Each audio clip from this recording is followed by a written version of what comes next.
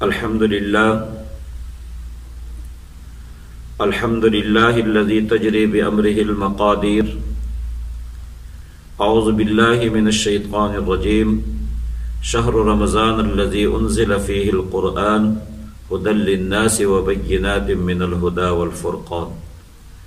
فمن شهد منكم الشهر فليصم. وقال عليه الصلاة والسلام: من صام رمضان واحتسابا غفر له ما تقدم من ذنبه. میرے نہایت واجب القدر معزز سامعین ناظرین، السلام علیکم ورحمۃ اللہ وبرکاتہ. میں ہوں آپ کا بھائی حافظ محمد اقبال. اس وقت موجود ہوں الحرمین قرآن کمپلیکس جامع مسجد موسیٰ میں. میری دعا ہے کہ اللہ رب العزت تمام چاہنے والوں کو عزت، سعادت اور سرفرازی سے مالا مال فرمائے. آنے والا یہ مبارک مہینہ میرے لیے، آپ کے لیے، تمام مسلمانوں کے لیے، تمام چاہنے والوں کے لیے سعادتوں کا ذریعہ بنائے. صحت، عافیت اور عبادت کی توفیق کے ساتھ ہمیں یہ برکتوں والا مہینہ نصیب فرمائے. استقبال رمضان کے سلسلے میں آج یہ تیسرا درس ہے. میں پہلے عرض کر چکا ہوں کہ دنیا کے چھوٹے چھوٹے کام بھی بغیر تیاری کے نہیں ہوتے. امید ہے کہ چند قدم کے فاصلے پر آنے والا یہ مہینہ، بابرکت مہینہ، رحمتوں والا مہینہ، اس کے لیے آپ تیاریوں میں مصروف ہوں گے اور بہت ساری تیاریاں آپ کر چکے ہوں گے. ان تیاریوں میں ایک بہت بڑی تیاری آپ نے دل کا جائزہ لینا ہے.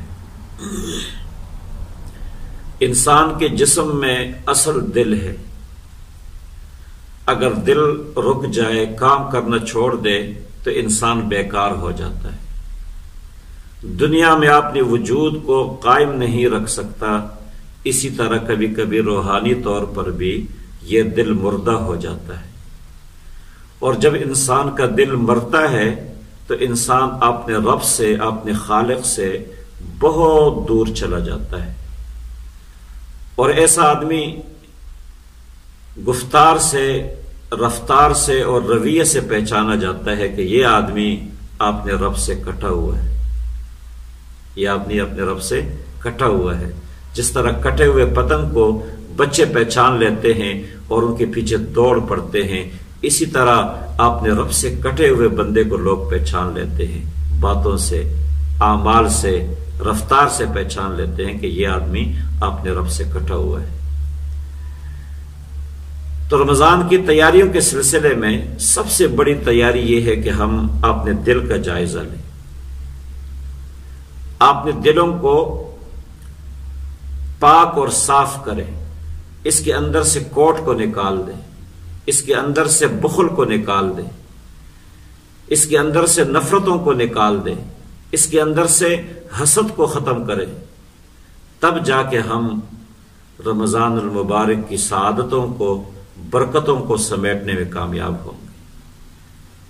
اگر ہم نے اپنے دل کا جائزہ نہ لیا تو جو رمضان کا حق ہے، جو رمضان کی برکتیں ہیں، اللہ رب العزت نے رمضان کے اندر اپنے بندوں کے لیے جو خزانے رکھے ہیں، ان خزانوں کو ہم حاصل کرنے میں کامیاب نہیں ہو سکتے. ان خزانوں کو حاصل کرنا، اس کا دار و مدار انسان کے دل کی صفائی پر ہے. اور میں پہلے درس میں عرض کر چکا ہوں کہ پہلا کام تو یہ ہے کہ ہم اپنے دل کو اللہ کی طرف متوجہ کر لیں. دل کے برتن کو سیدھا کر لیں. اگر 1 سال بارش ہو اور کوئی آدمی اس بارش کے اندر برتن کو الٹا رکھ دے تو وہ آدمی ایک قطرہ بھی حاصل کرنے میں کامیاب نہیں ہو سکتا. ایک قطرہ بھی.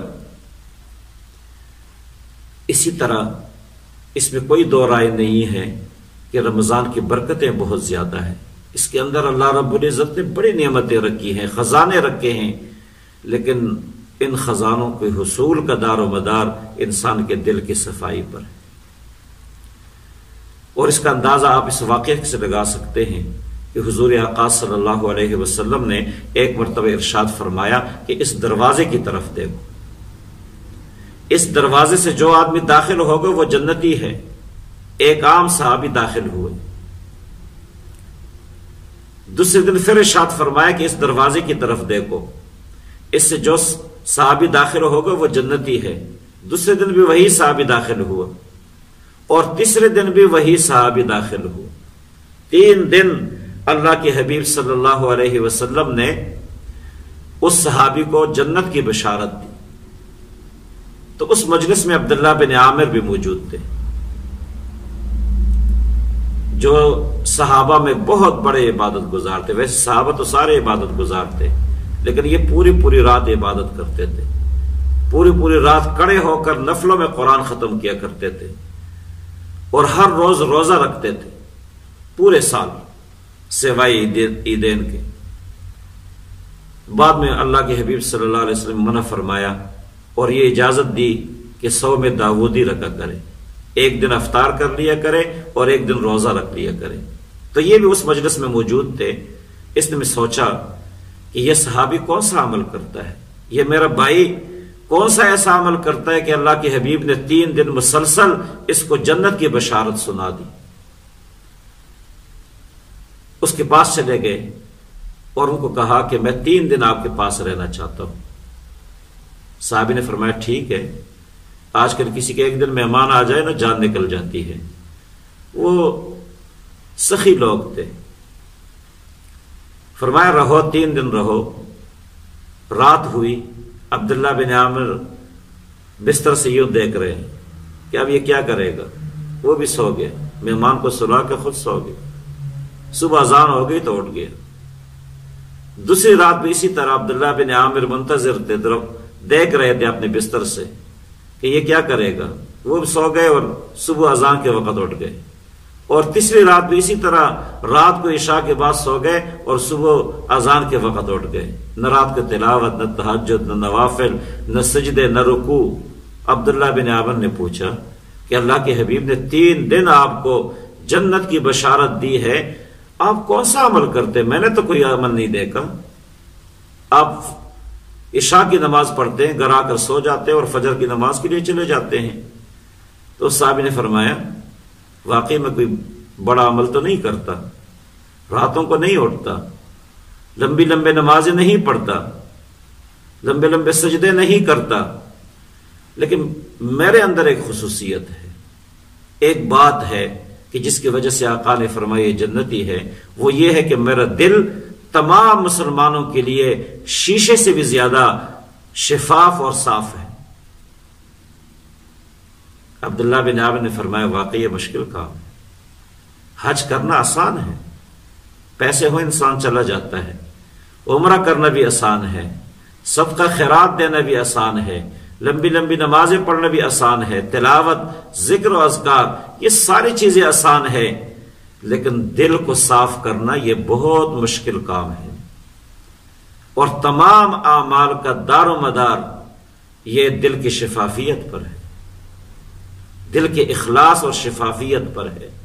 اگر دل کے اندر کوڑ ہو، منافقت ہو، نفرتیں بری ہوئی ہو، تو آپ چاہے پورا سال روزے رکھے، حج پہ حج کرے، عمرے کرے، صدقہ خیرات دے، کئی رمضان گزر جائیں گے، لیکن ان رمضان کی برکتوں سے ہم محروم رہیں گے، کیونکہ دل میں زہر بھرا ہوا ہے۔ اگر آپ کو کوئی شفاف دودھ دے، تازہ دودھ دے، پاک اور شفاف تازہ دودھ کٹورے میں ڈالے اور اس میں اوپر سے معمولی زہر ڈال دے، تو وہ دودھ نہیں رہے گا بلکہ زہر بن جائے۔ اسی طرح ہم تلاوت بھی کرتے ہیں، نمازیں بھی پڑھتے ہیں، صدقہ خیرات بھی کرتے ہیں، حج پہ حج بھی کرتے ہیں، عمرے بھی کرتے ہیں، لیکن جب معاملہ ہمارے دل تک آتا ہے، جہاں نفرتوں کی آگ ہے، جہاں حسد کی گاٹیاں ہیں، وہاں پہ ہماری یہ عبادتیں بیکار ہو جاتی ہیں، بے نور ہو جاتی ہیں۔ تو اس لیے یہ بابرکت مہینہ آنے والا ہے، بہت بڑا مہینہ آنے والا ہے۔ اللہ کے حبیب نے فرمایا شہر عظیم، شہر مبارک، بہت عظیم الشان مہینہ، بابرکت مہینہ ہے۔ اس مہینے کی رحمتوں کو، برکتوں کو، رحمتوں کو، اللہ کی مغفرت کو صحیح معنوں میں سمیٹنے کے لیے ضروری ہے کہ ہمارے دل کی دنیا بدل جائے، دل کو ہم اندر سے پاک اور صاف کر لیں، تب جا کے ہم اللہ رب العزت نے جو خزانے اس مہینے میں رکھے ہیں اپنے بندوں کے لیے، بڑے بڑے خزانے رکھے ہیں۔ عام دنوں میں بھی اللہ معاف کرتے ہیں، عام دنوں میں بھی رزق دیتے ہیں، عام دنوں میں بھی مغفرت ہوتی ہے، عام دنوں میں بھی رحمتوں کا نزول ہوتا ہے، لیکن اس مہینے میں اللہ رب العزت اپنی برکتوں کو، رحمت کو، رزق کو اور مغفرت کو اپنے بندوں پر لٹا دیتے ہیں۔ اس طرح مجمع ہو، آپ کسی کو ہاتھ میں ایک ایک ٹافی دیں، اور دوسری صورت یہ کہ تمام ٹافیاں ان پر بکیر دے، تو اللہ رب العزت اس مہینے میں اپنے بندوں پر اپنی رحمتوں کو بکیرتے ہیں، اپنے بندوں کے لیے اپنے رزق کو وسیع کر لیتے ہیں، اپنے مغفرت کو وسیع کر لیتے ہیں، اور بہانہ ڈھونڈ کے اپنے بندوں کو معاف فرماتے ہیں۔